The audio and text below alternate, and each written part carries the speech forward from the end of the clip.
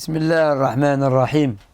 الحمد لله رب العالمين، والصلاة والسلام الأتمان الأكملان على إمامنا وقرة أعيننا محمد وعلى آله وصحابته الطاهرين الغر الميامين ومن تبعهم بإحسان واقتدى آثارهم إلى يوم الدين وسلم تسليما كثيرا. أما بعد. So inshallah, tonight we carry on with the book of Imam Abdul bin Baz, may Allah have mercy upon him. This book is called Explanation of Important Lessons for Every Muslim, Male and Female. And today or tonight, inshallah ta'ala, we're going to speak about, because we spoke before about the conditions of al-wudu. Naam. As for tonight, inshallah ta'ala, we're going to speak about fara'id al-wudu. Naam. The obligations of al-wudu. So the Shaykh Abdul bin Baz, may Allah have mercy upon him, said elements that are obligatory fard in the wudu. There are 6 elements that are obligatory in wudu. Washing one's face, including al-madmada and al-istinshaq. These terms will be clarified in the explanation bi'idhnillah. So there's the first one. The first one, to wash the face. Naam, and the face, all of this. Round. Naam, all of this like that. Naam, so here, this side. Naam, all around your face. Because some people, when they wash their faces, they go just here. No, make sure all your faces, you wash it. Naam. Al-madmada and al-istinshaq, as the Shaykh mentioned, will be explained later on. So that's the first one. The second one, washing one's hand, elbows, and whatever is in between. So you wash your hand. Naam. You wash your hand all the way around up to the elbows. Naam. And you make sure you wash it correctly. So likewise, that's the third one, wiping one's entire head, including one's ears. So you go like that, back, then you go to your ears. Just like that. The index inside and the thumb here behind, and you go like that. Nah. So that's the number 4, washing one's feet, including one's ankles. So you wash your feet, especially the back heel. As the Messenger of Allah said, وَيْلُ الْأَعْقَابِ مِنَ النَّارِ. Woe to the back heels from the fire. Because some people, they don't wash. You make sure you wash your feet correctly. Naam. Make sure you wash your feet correctly. Number 5, performing these elements in order. Means to do these elements in order. Number 6, performing them at one time without too long of a pause between one body part and another. It is recommended to repeat the washing of one's face, hands and feet 3 times. The same goes for the madmada and al-istinshaq. However, al-madmada, when you rinse your mouth, al-madmada. As the istinshaq, when you put the water inside your nose and you sniff it out. So the Shaykh is mentioning here, so it's wajib for to do it once. But it is from the Sunnah to do it twice or 3 times. Except what? Wiping over the head and the ears. So when you wipe over the head and you go to your ears, you do it once, regardless. Naam, is once. However, it is obligatory to perform each of those elements only once. And based on the meaning of the of authentic hadith or ahadith, one should wipe his head once only.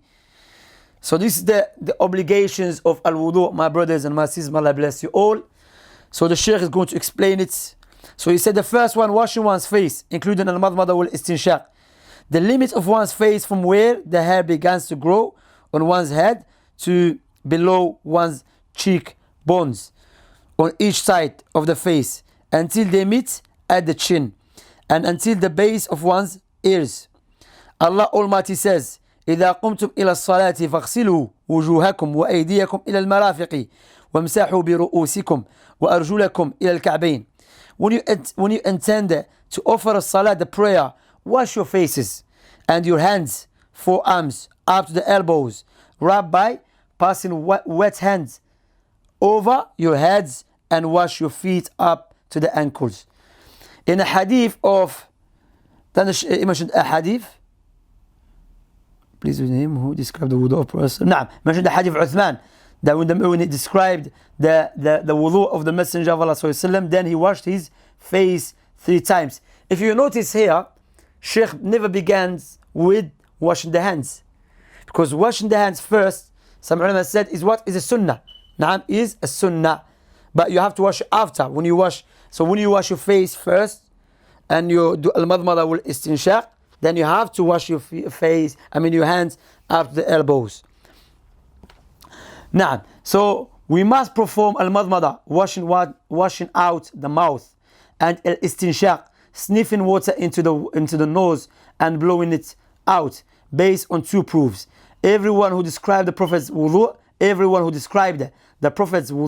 mentioned them. The second, the nose and the mouth are part of the face. Now, because Allah subhanahu wa ta'ala mentioned that to wash your face, so the scholars mentioned that the nose and the mouth are parts of the face. Therefore, you should wash your mouth, including your nose. Aisha, may Allah pleased with her, related that the Prophet ﷺ said, إِذَا تَوَضَّأْتَ فَمَضْمِدْ, when you make wudu, perform the al-madmada. Likewise, the Messenger of Allah said, إِذَا تَوَضَّأَ أَحَدُكُمْ فَلْيَجْعَلْ فِي أَنْفِهِ مَاءً ثُمَّ لِيَسْتَنْثِرْ. When one of you makes wudu, he should put water into his nose and then blow it out, agreed upon. Based on what has been related from the Sunnah, the water is taken into the nose with the right hand and blown out with the assistance of the left. So when you put water in your nose, you put it with the right. Sniff it in, out with the left. Naam.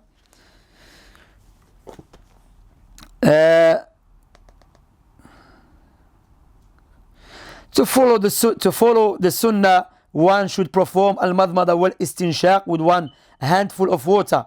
When one of the Prophet's companions described his wudu, he said he then made al-madmada and istinshaq. As long as one is not fasting, one should exaggerate in both.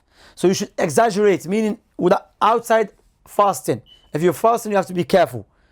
But outside fasting, Prophet ﷺ said to exaggerate when you put the water inside your nose. Sniff it in, well, then sniff it out. Except if you are fasting. So you have to be careful in case the water goes to your throat.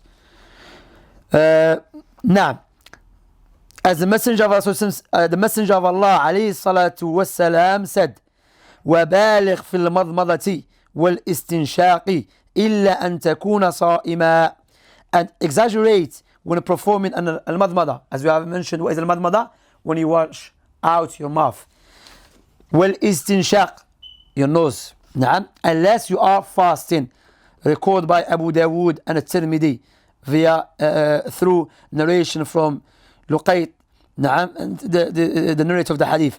Washing one's hands, elbows, and whatever is in between.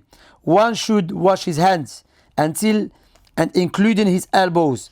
Allah Almighty says, وَأَيْدِيَكُمْ إِلَى الْمَرَافِقِ. So you wash your hands up to the elbows. And you go like that. You in between. Likewise, you do this. Likewise, the elbows. Make sure you have to do the wudu correctly. Some people, subhanAllah, when they make wudu, they're too hasty. So you have to make sure all those parts of the body which Allah subhanahu wa ta'ala has legislated for us to wash, we have to wash them correctly. Barakallahu feekum.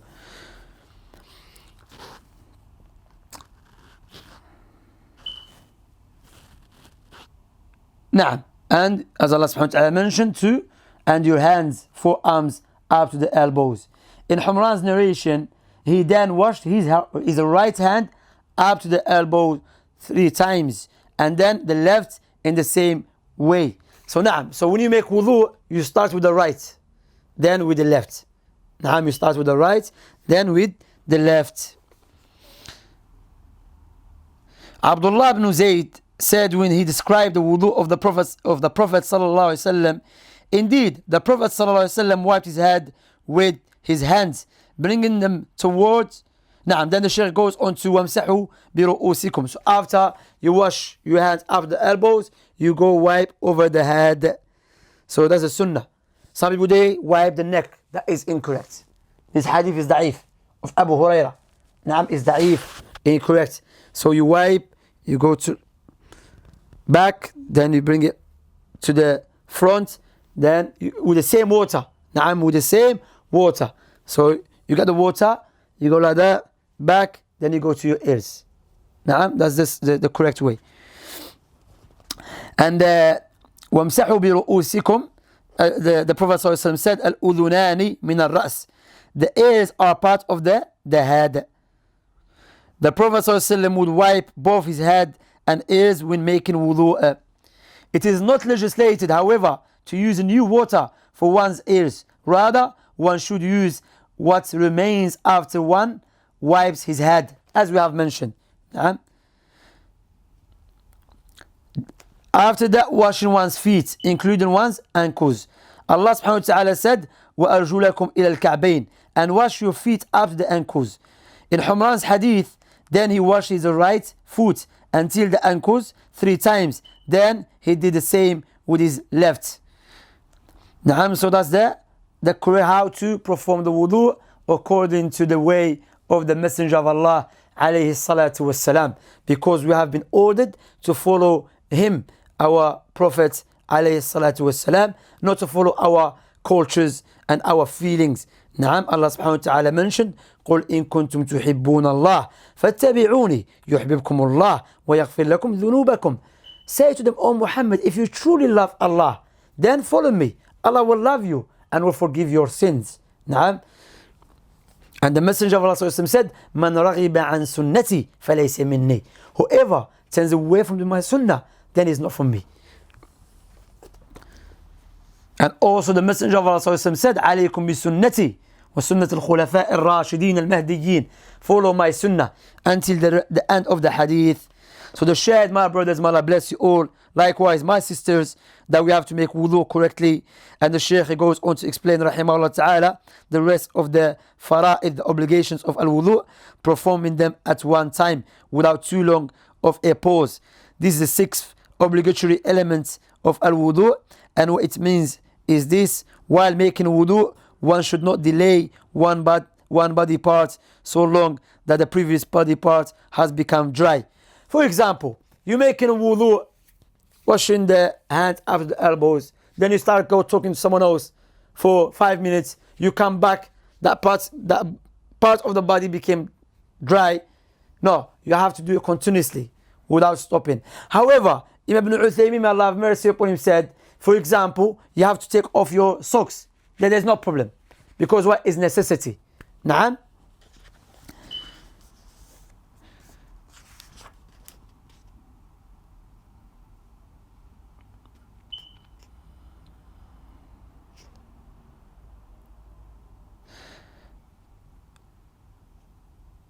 So then the Shaykh Abdul Aziz bin Baz, may Allah have mercy upon him, narrated the hadith that the Messenger of Allah saw a man praying.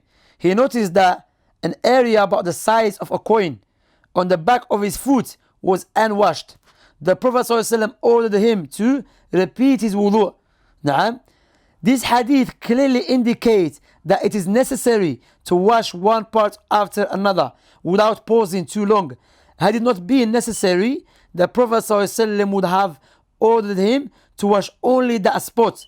Moreover, everyone who described the Prophet's wudu mentioned that he would perform it continuously without taking breaks in between body parts.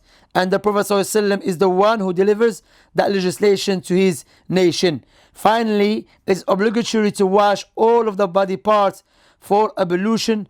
Once, twice is better, and 3 times is best.